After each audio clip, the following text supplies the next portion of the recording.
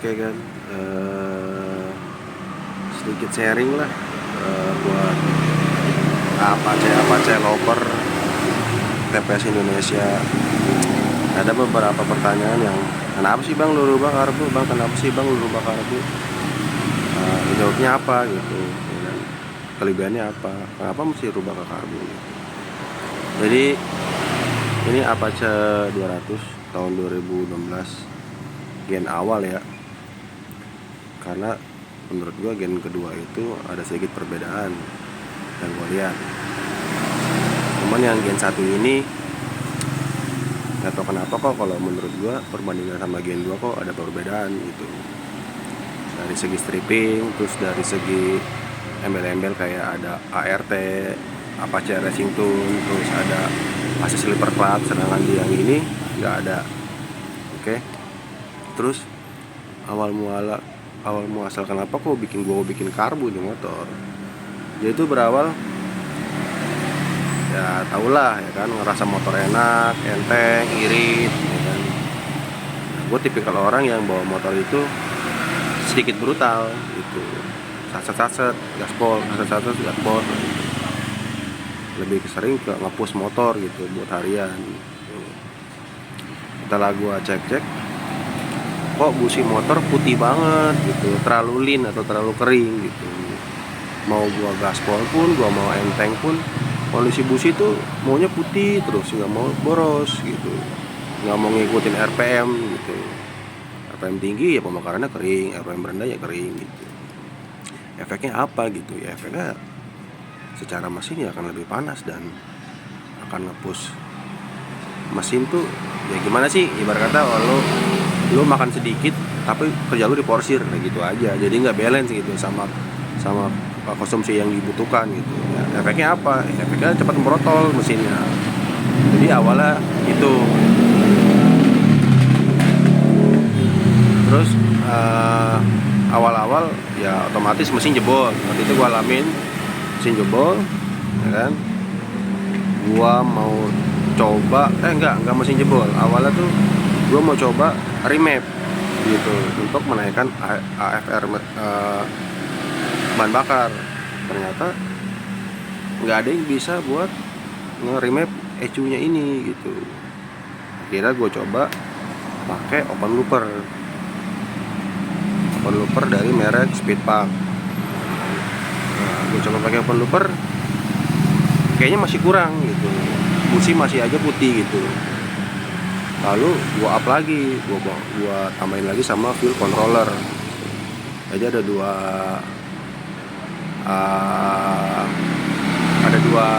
engine buat memanipulasi si ECU gitu, open looper sama fuel controller. Nah di saat gue pakai fuel control itu ada sedikit perbedaan, cuman nggak terlalu gitu. Tetap masih AFR-nya agak kering, tapi nggak seburuk waktu pas masih belum pakai apa-apa gitu. Tetap masih kering menurut gua, karena waktu itu di saat pakai itu sering gua geber, ditambah waktu itu gua ganti pakai knalpot free flow, knalpot racing lah gitu. Pas lagi enak mesin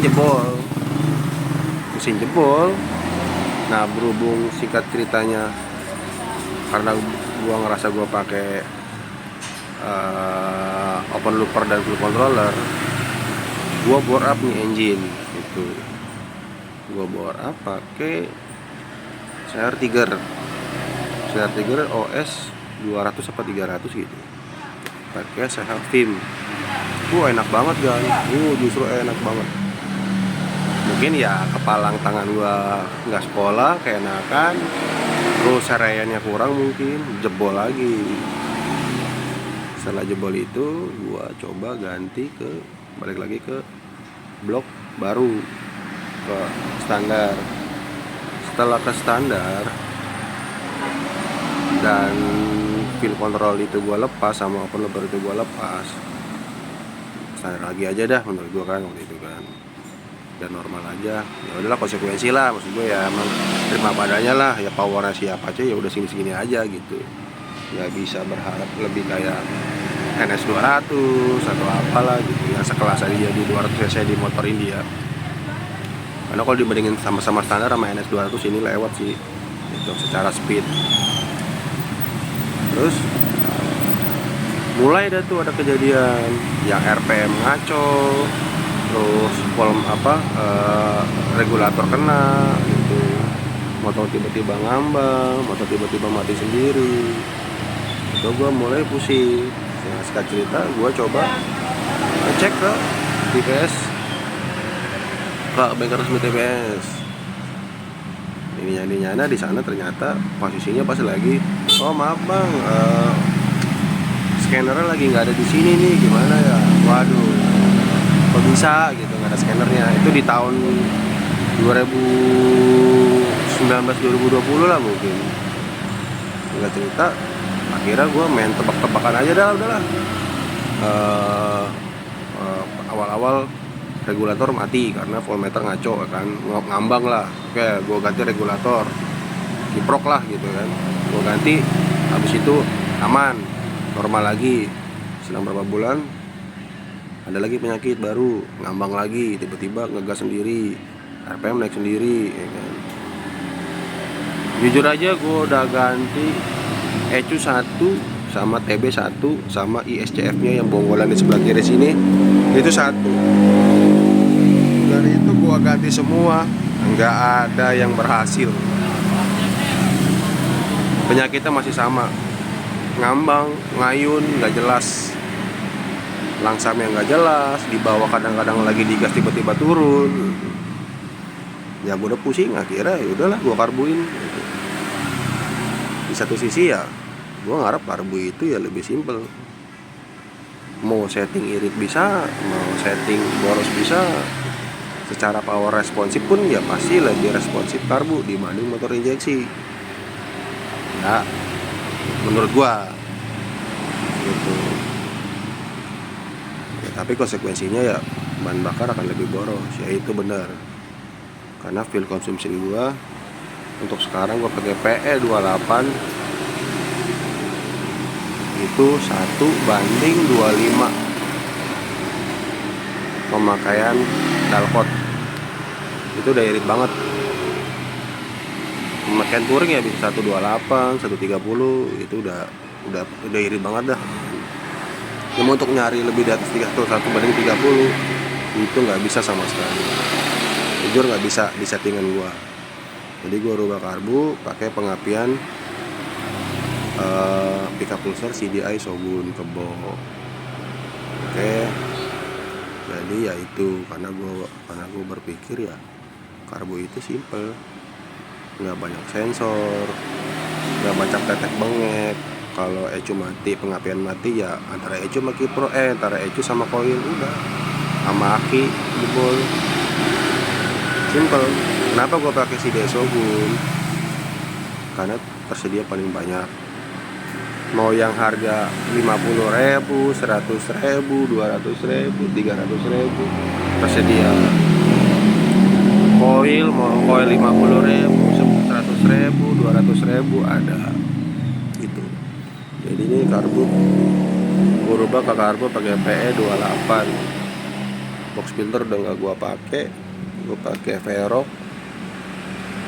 Koil gua pakai apa ya, seinget gue sih kayaknya sih KX 2,5 lah, KX 2,5 apa KLX 2,5 gitu loh, entahlah pokoknya yang Kawasaki yang trail gitu yang 250 cc yang masih karbu. Terus CDI gue pakai BRT. Terus ya sebelumnya sih gue pakai CDI Shogun yang abal-abal lah, mereknya Crevon. Jujur ini CDI worth it banget dengan harga di bawah 100.000. Pemakaian gua dari pertama kali jadi karbu itu sekitar tahun 2020 pertengahan atau 2001 awal lah. Ya sekitar tahun segitu lah. So it's mean udah lebih dari 3 tahun gitu. Dan ini udah gua pakai seumur itu gitu. Kalau yang BRT ini gua baru pakai ya sekitar belum ada setahun sih. Ya ini kelebihannya jujur ini enak banget gitu. Cuman RPM sih ya masih di bawah 11.000 buat limitnya gitu, tapi masih di atas 10.000 gitu ya kan. Tapi yang gue pernah ngerasain sih waktu masih standar pun ini RPM limitnya tuh ya di angka 10 ribuan juga gitu. Itu salah satu alasan gue, karena ya lebih simple, no sensor ya kan. Kalau ada kerusakan juga ya seputarannya paling sekarang ya piring-piring, seal ya kan. Kayak ini nih udah mulai rembes punya gua, seal kop pun itu sih pengen gua ganti. Oh ini pemakaiannya udah hampir 3 tahun, 3 tahun lebih lah. Kondisi ini kemarin gua touring ke tipis ke Bandung, muter-muter Bandung, Lembang, nih kondisinya kayak gini.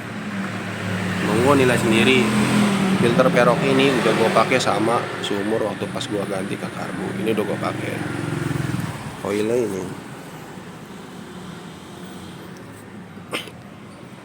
Suaranya gimana kan?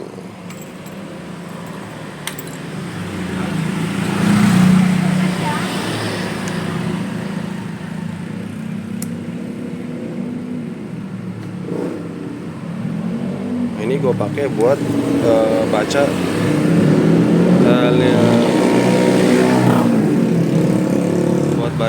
RPM, karena ini ECU masih nempel ya kan. ECU masih nempel, masih kepake. Kondisinya ECU masih kepake. ECU masih kepake tuh buat nyalain speedometer, mulai dari kilometer, speed sensor, gigi, terus bensin meter, jam. Cuman tachometernya aja udah nggak main, jadi gue pakai ini buat baca RPM. Oke.